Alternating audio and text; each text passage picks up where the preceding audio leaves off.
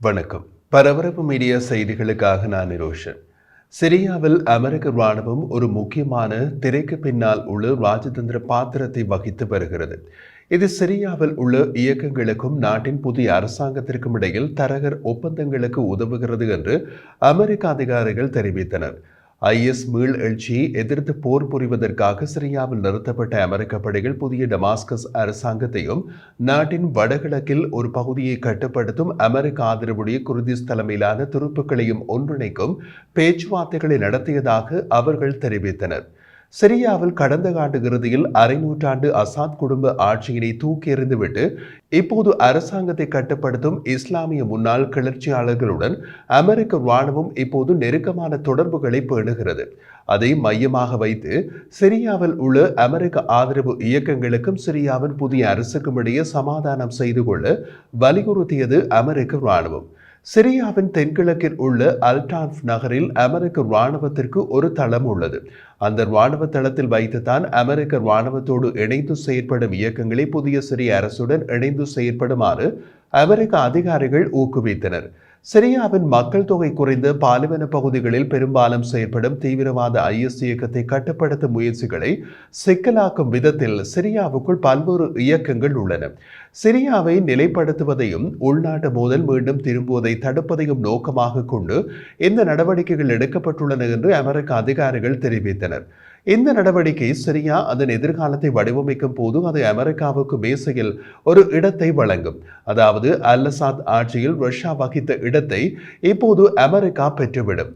மத்திய கிழக்கில் அமெரிக்காவின் ராணுவ நடவடிக்கைகளுக்கு பொறுப்பான அமெரிக்க மத்திய கட்டளைத்தளம் பேச்சுவார்த்தைகளில் அமெரிக்காவின் பங்கு குறித்து கருத்து தெரிவிக்க மறுத்துவிட்டது. சிரிய அரசாங்கமும் குர்திஸ் தலைமையிலான சிரிய ஜனநாயக படை SDF இயக்கமும் அமெரிக்க பங்கு பற்றிய கருத்துக்கான கோரிக்கைகளுக்கு பதில் கொடுக்கவில்லை. சிரியாவில் பிரிவினையை தவிர்ப்பதற்கு இந்த ஒப்பந்தம் முக்கியமான ஒன்று என்று சிரிய அரசு ஊடகம் தெரிவித்தது. SDFின் தலைவர் எக்ஸில் இந்த ஒப்பந்தம் ஒரு புதிய சிரியாவை உருவாக்குவதற்கான வாய்ப்பை வழங்கியதாக கூறினார். அமெரிக்க வெளியுறவுத்துறை செயலாளர் மார்க்கோ ரூபியோ இந்த ஒப்பந்தத்தை வரவேற்றார். மேலும் மோதலை தவிர்ப்பதற்கான சிறந்த பாதையாக நம்பகத்தன்மை வாய்ந்த மதச்சார்பற்ற நிர்வாகத்தை நிரூபிக்கும் அரசியல் மாற்றத்திற்கான தனது ஆதரவை அமெரிக்கா மீண்டும் உறுதிப்படுத்துகிறது என்றார். ட்ரம்ப் நிர்வாகம் சிரியாவின் புதிய தலைவர்களிடம் குளிர்ச்சியான உறவுகளை கொண்டுள்ளது. அவர்களில் பலர் ஹயாத் தக்ரீர் அல்-ஷாம் என்ற இஸ்லாமிய குழுவை சேர்ந்தவர்கள். அல்-காய்தாவுடனான தனது கடந்த கால உறவுகளை துண்டித்தவர்கள். மேலும் சிரியாவில் உள்ள வெவ்வேறு பிரிவினர் அனைவரையும் உள்ளடக்கிய அரசாங்கத்தை அமைக்க அவர்களை வலியுறுத்தினர். சில மூத்த அதிகாரிகள் அவர்களை ஜிகாதிகள் என்று விமர்சித்துள்ளனர் மற்றும் அவர்களின் நோக்கத்தில் சந்தேகம் கொண்டுள்ளனர். டமாஸ்கஸில் புதிய அரசாங்கத்தை அணுகுவதற்கு பைடன் நிர்வாகத்திற்கு கீழ் ஒரு தற்காலிக முயற்சி செய்யப்பட்டது. ஆனால் அந்த முயற்சி வெற்றி பெறவில்லை. பைடன் நிர்வாகத்தின் பதவிக்காலம் முடியும் நேரம் என்பதால் அவர்களும் தீவிர முயற்சிகளை செய்யவில்லை. ட்ரம்ப் நிர்வாக அதிகாரிகள் அந்த முயற்சியில் வெற்றி பெற்றுள்ளனர். சிரியாவில் உள்ள 8 தளங்களில் அமெரிக்கா இப்போது சுமார் 2000 துருப்புக்களை வைத்துள்ளது. சிரியாவில் அல்-அசாத் ஆட்சி சிதைவடைய தொடங்கிய போது அங்கு இருந்த துருப்புக்களின் எண்ணிக்கையை விட இது 2 மடங்கு அதிகமாகும். சிரியாவில் பலமாக கால்பதிக்க பென்டகோன் வலுவூட்டல்களை அனுப்பியுள்ளது. ஜனாதிபதி பஷார் அல்-அசாத்தின் தோல்வி ஈரானுக்கு விசுவாசமான இராணுவ படைகளை துடைத்தெறிந்தது. பஷார் அல்-அசாத்தின் ஆட்சிக்கு முட்டு கொடுத்து நாட்டில் இராணுவ படைகளை கொண்டிருந்த உறுதியான நட்பு நாடான ரஷ்யாவை பின்வாங்கச் செய்தது. தீவிரவாத IS இயக்கத்தின் மீதான தாக்குதல்களை முடுக்கிவிட அமெரிக்கா அந்த திறப்பை பயன்படுத்தியது.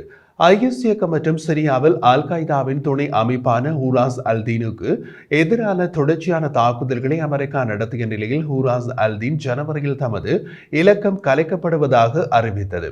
எதிர்காலத்தில் அமெரிக்க துருப்புக்களை சிரியாவிலிருந்து திரும்ப பெறுவதற்கான சாத்தியக்கூறுகள் டமாஸ்கஸுடன் உடன்பாட்டை எட்டுவதற்கு SDFக்கு அழுத்தம் கொடுக்க உதவியது என்று அமெரிக்க இராணுவ அதிகாரிகள் தெரிவித்தனர். இது ஒரு தந்திரமான செயற்பாடு என்று அவர்களில் ஒருவர் கூறினார். அமெரிக்க இராணுவம் சிரியாவிலிருந்து வெளியேறுவது என்பது அமெரிக்க ஆதரவு SDF இயக்கத்திற்கு அச்சுறுத்தலாக மாறும்.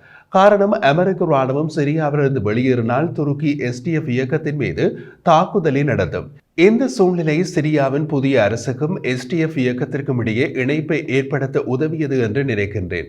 ஜனாதிபதி ட்ரம்ப் தனது முதல் பதவி காலத்தில் சிரியாவில் இருந்து அமெரிக்க படைகளை அகற்ற முடிவு செய்தார். அதற்கு முன் அந்த முடிவை மாற்றினார். சிரியாவின் ஜனாதிபதி முன்னாள் கிளர்ச்சி தலைவர் அஹ்மத் அல் ஷாரா மற்றும் எஸ்டிஎஃப்பின் தளபதி ஜெனரல் மஸ்லூம் அஃப்டி ஆகியோருக்கு இடையில் கையெழுத்தான ஒப்பந்தம் இரு தரப்புக்கும் இடையே 3 மாத கால மோதலை முடிவுக்கு கொண்டு வந்தது.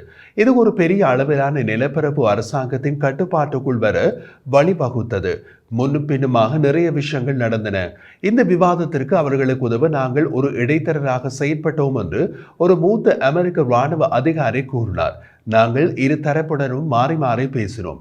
இறுதியாக அவர்கள் அனைவருக்கும் ஏற்ற பொதுவான ஒன்று கண்டுபிடிக்கப்பட்டு ஒப்பந்தம் செய்யப்பட்டது என்று அந்த அதிகாரி கூறினார்.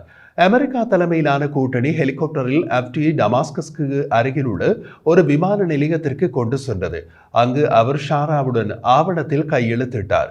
அரசாங்க படைகளுக்கும் அசாத் விசுவாசிகளுக்கும் இடையே ஏற்பட்ட கடுமையான போரின் சேதத்தை கட்டுப்படுத்த முயன்ற ஷாராவின் அரசாங்கத்திற்கு இந்த ஒப்பந்தம் முக்கியமான வெற்றியாகும். சிரியாவில் செயற்படும் அமெரிக்க இராணுவத்தின் திறனை உறுதிப்படுத்த எஸ்டிஎஃப்ஐ அரசாங்கத்திற்குள் கொண்டு வருவது பயனுள்ளதாக இருக்கும் என்று அமெரிக்க இராணுவ அதிகாரி ஒருவர் கூறினார். அமெரிக்க இராணுவத்தின் இந்த திரைமறைவு நடவடிக்கை சிரியாவில் அமெரிக்காவுக்கு ஒரு உயர் அந்தஸ்தை கொடுத்துள்ளது. அமெரிக்காவின் சரியான நேர நகர்வு சிரியாவில் ரஷ்யா வகித்த பங்கை அமெரிக்காவுக்கு பெற்றுக் கொடுத்து விட்டது. இந்த ஒப்பந்தம் செயற்படுத்தப்பட்டால் சிரியாவில் உள்ள குர்திஸ் துருப்புக்களை தீவிரவாதிகளாக கருதும் துருக்கிக்கும் அமெரிக்காவுக்கும் இடையே சிரியாவில் இருந்த பதட்டத்தின் மூலத்தை அகற்ற உதவும். குர்திஸ்தான் தொழிலாளர் கட்சி ஒரு தீவிரவாத அமைப்பு என்று துருக்கி போலவே அமெரிக்காவும் கூறுகிறது. ஆனால் அவர்களுடன் நெருக்கமானதாக கருதப்படும் எஸ்டிஎஃப் இப்போது சிரிய இராணுவத்தின் ஒரு பகுதி. முக்கியமாக அமெரிக்க மற்றும் சிரிய படைகள் மோதலில் ஈடுபடுவதை தடுக்க ஷாராவின் அலுவலகம் மற்றும் டமாஸ்கஸில் உள்ள பாதுகாப்பு அமைச்சகத்துடன் அமெரிக்க இராணுவம் நேரடியாக தொடர்பு வைத்திருக்கிறது. கடந்த வாரம் அமெரிக்கா தலைமையிலான கூட்டணி ஈரானுடன் இணைக்கப்பட்ட குழுவின் கைவிடப்பட்ட ராக்கெட் ஏவுதள தளத்தை குண்டு வீசி தாக்கியது. ஆனால் முதலில் சிரிய பாதுகாப்பு அமைச்சை தொலைபேசியில் அழைத்து விஷயத்தை அமெரிக்க அதிகாரிகள் கூறினார்கள். சிரிய பாதுகாப்பு அமைச்சு அந்த தளத்தில் இருந்து பயன்படுத்தப்படக்கூடிய பொருட்களை அகற்ற ஒரு குழுவை அனுப்பியது. இப்படி அமெரிக்க இராணுவம் சிரிய அரசுடன் இணைந்து செயற்படுகிறது என்று மூத்த அமெரிக்க இராணுவ அதிகாரி ஒருவர் கூறினார். இனி அமெரிக்க இராணுவம் சிரியாவில் இருந்து வெளியேறினாலும் அமெரிக்கா சிரிய அரசுடன் நேரடி தொடர்பில் இருக்கலாம்.